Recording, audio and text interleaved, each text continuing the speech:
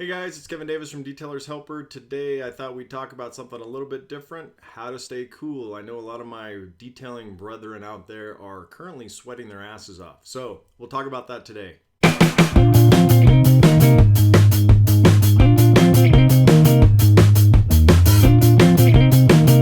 Hey guys, usually we talk mostly about business stuff, but I thought I would talk a little bit about heat management because I figure if you end up in the hospital with a heat exhaustion or heat stroke episode, then you're not going to be able to do much business. So we're going to talk about how to manage your heat. It's about 105 degrees in a lot of places, 90% humidity. Here in Montana, it's nice and cool, but don't be too jealous because in January it's also 42 below zero. I grew up in Oklahoma and Texas. I mowed yards for many summers, so we had to learn how to deal with the heat down there. So I thought I'd share at least some ideas that I've had, some ideas that I've used in the past, and also some from conversations that we've talked about. I want to give a quick shout out to my friend Levi Gates and his crew down in Boise. Had an opportunity to stop by their shop. If you're looking for a good model on how to maximize a less than friendly car culture detailing environment, give that guy a shout out, or give that guy a shout. He's doing an awesome job. He's expanding into some different areas. They run a great shop down there. So I appreciate the shirt. Here's Hawks Detail. So you can ping him from hawksdetail.com, the masters of shine. So anyway, I want to give that quick shout out. So basically, you want to manage your heat, and it just takes a few ideas to be delivered about it. You have to manage it just like any other part of your business. And obviously taking breaks is important, staying hydrated, those kind of things. I wanted to give you a few ideas to do those things as best as you can. Try to give you some new ideas, maybe some things you haven't thought about. So let's talk about taking breaks first. I think that it's important, just like you're setting up the rest of your work environment. If you're out in the heat, and in these days, especially if you're doing mobile, we're mainly talking mobile here. If you have a shop, you're going to have more opportunity to get cool and not have to worry about this stuff. You want to set up a cooling station. I think this is really important. Either a couple of different options. First of all would be to set up just a simple sort of what I'd call sort of a redneck cooling station. Get a camp chair, get a golf umbrella like this. These are those big golf umbrellas. They're pretty cheap. And basically zip tie or put some sort of bungee cord around it, so you set up something where you can sit down and get some shade. They also have camp chairs that have the built-in canopies. Those are a great idea as well. Might be a little bit simpler than doing the golf umbrella. Go get yourself a $10, $12, $15 box fan. You've already got power at your site. Hook that up. Get yourself a spray bottle. And then basically every so often, 30 minutes, 45 minutes, an hour, whatever fits into your schedule and whatever you feel like your body is trying to tell you to cool down, go sit down for 3 to 5 minutes, spray yourself with a little bit of water, get the fan on you, and start to bring that body temperature down. Just get out of the sun so that you can allow your body temperature to sort of stay regulated. Make sure you're getting some water at that time. And that will help keep you out of that sort of red zone, that danger zone, to where your body temperature starts to get higher, you start to get dehydrated, and then you look into heat exhaustion, and worst case scenario, heat stroke. So getting something like that would be a good idea. Other ways to get shade: 10 by 10 canopies are cheap. They're 150 bucks. I got mine at Amazon, I think, or Walmart. They're really easy to set up. They take just a few minutes to get set up, especially once you get accustomed to it. Clearly, for most cars, that's only going to either give you a very minor amount of shade or at least give a little bit of shade on the car. I'm not a huge fan of those 10 by 20s, those big, huge ones. They take a long time to set up, so unless you're doing multiple cars in a day, they are hard to set up, and I don't think they're very efficient. But a 10 by 10 gives you a chance to at least get some shade that's built in your work environment. You can work front to back on a vehicle. You can pull it up, back it up, whatever you need to do to at least get some of the car in the shade. Another option, if you are working in parking lots and you have an opportunity where you can park your vehicle against a normal vehicle and sort of work side by side, would be whether you have a trailer, a van.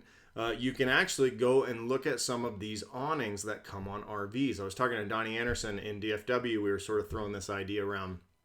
And Class B conversion van type RVs and the little scamp trailers, some of those micro trailers that are made for 2 to 4 people, all use these really short, 8 to 10 foot awnings. And for most vehicles, they'll fit perfectly. You can put it on the side of the trailer, you can put it on the side of your work van. You can find them brand new. You can find them in salvage yards for RVs. You can find them online. They give you a really quick and easy way to put out this awning to at least give yourself some shade. And you can, depending on how long your van is, how long your vehicle is, you can attach them and you can get some really nice, even 12 to 14 feet, depending on how long your vehicle is. They have them in manual, which is pretty easy. Or they even have them where they're 12 volt and they'll run off your battery. A little bit more complicated there, but that's always another option. I'm just throwing out ideas on what you can do. So that's one of the things that I thought about doing. I've never actually implemented that, but I always thought about doing it and I thought it'd be kind of cool. So those are some ways to get some shade. It's really important for you to take those breaks and keep your body temperature regulated. So figure out a way to get yourself some shade. There's always the option of jumping in your vehicle, turning on the engine, and doing the AC, but I found that that's pretty inefficient because you either have to leave the thing running the whole time so the AC stays on, which then you risk overheating and all that crap that you have to deal with, or you end up having to sit in there for long enough that it's going to take a while to cool down and then have any effect, so you're wasting some time. So I just find getting in the shade, getting some airflow on you, getting some water on you so that you can let the evaporation do the work, that helps a lot. Staying hydrated is super important. It's one of probably the more important things that allows your body to regulate its temperature even well. There's a few, even better. There's a few things that you can do to make sure you stay hydrated. So first of all, grab one of those big 5-gallon got coolers, put ice water in it every day, bring it with you, and just make sure you're drinking out of that. One of the things that I've used in the past, we used to do marathons. I don't do them anymore because I'm old and I'm falling apart. But this is, the common name would be a Camelback. And so basically, this is a different brand. But basically, this is a backpack with a water bladder in it. It holds about 72 ounces. And is a great way to be really efficient with your water drinking. So it has a little sucker, basically. You just put this, it comes on your shoulder, and you just suck on it as you're working. You can put cool water in here. These bladders are replaceable. So one option, if you didn't want to buy a couple of these, is to buy a second bladder and keep the bladder in your cooler, and that way you've always got cool water available. You can keep that whole thing in these what I call, they're sort of old school igloos, but they have very thick sides. I think mine's called the Arctic or something like that, but it'll keep ice cold for like 5 days in 100-degree heat. So that gives you a chance to keep your cool water in there. I find that keeping not necessarily ice cold water, but cool water will help you regulate your body temperature better. You might not look the coolest having one of those things on your back, but I tell you what, if you keep hydrated, instead of having to stop, grab water bottles, take 50 water bottles or hit your got cooler every 5 minutes, it's going to be way easier to stay hydrated. They're small, they're made for running, they're light. So that's going to really help you a lot too. Heat is going to regulate easier if you take care of two things, your head and your feet. My buddy Justin, you see some of the Air Force One shots, wears this huge straw hat that's all aerated, and I think that's a great idea. Gives you quite a bit of shade, helps the airflow through there and keeps your head cool. Another option is to wear something like this, which is just a simple bucket hat. The thing I like about these bucket hats is they do give you some shade, but they also allow you to soak them in water and keep them wet. And that way you put it on there and that sort of helps keep your keep your head cool. It's vented, so it keeps the air through there and helps that evaporation. Your feet's another thing. I would not advise wearing big boots with socks. That's just going to hold that heat into your feet. I think it's well documented. I'm not a big Crocs fan, but in this case, if that's your best option, then go for it. I think anything where you can keep socks off your feet in your shoes is going to be good, because then it helps circulate that, keeps some of that heat off of your body, because it's going to be regulated through your feet. One option is to grab a pair of running shoes, these ultra lightweight running shoes that have tons of mesh on them. They're made specifically to sort of emulate barefoot running. A lot of the heat management stuff comes from triathlons and running and all that stuff. You can throw a pair of those on with no socks. Wear those with no socks, just your bare feet in these real lightweight shoes. They dry really quickly and they give you a ton of air. So that will help to be able to keep all that airflow going on your head and on your feet, and that'll help keep you cool. So I'd love to hear if you guys have any more ideas. I know that different people in different parts of the country have developed some awesome ways to manage their heat, but to summarize, basically, it's the same old thing we've been told. Stay in the stay in the shade as much as possible. Either make your shade with some of the ideas we gave you, or take breaks into the shade and get some air and evaporation going, so that keeps you cool.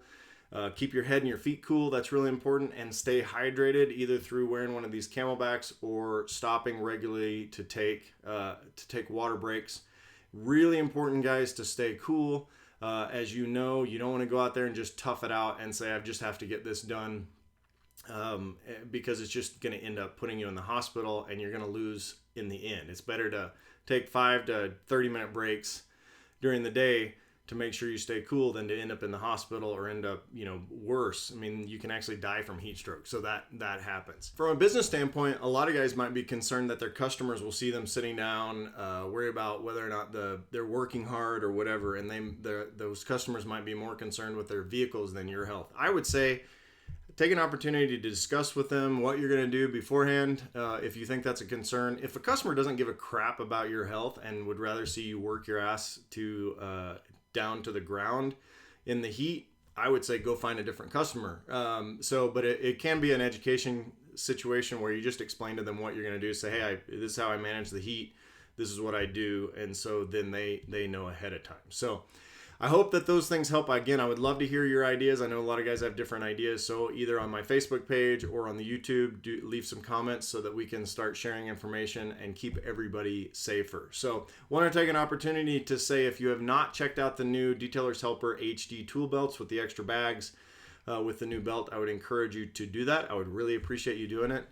We got them used on Air Force One.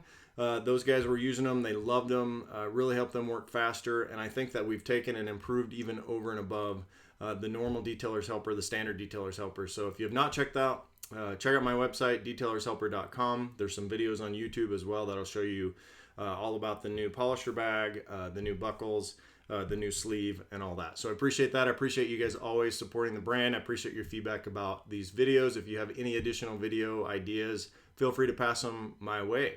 I'm Kevin Davis, doing what I do so you can do what you do better. Hope you guys have a great day and stay cool.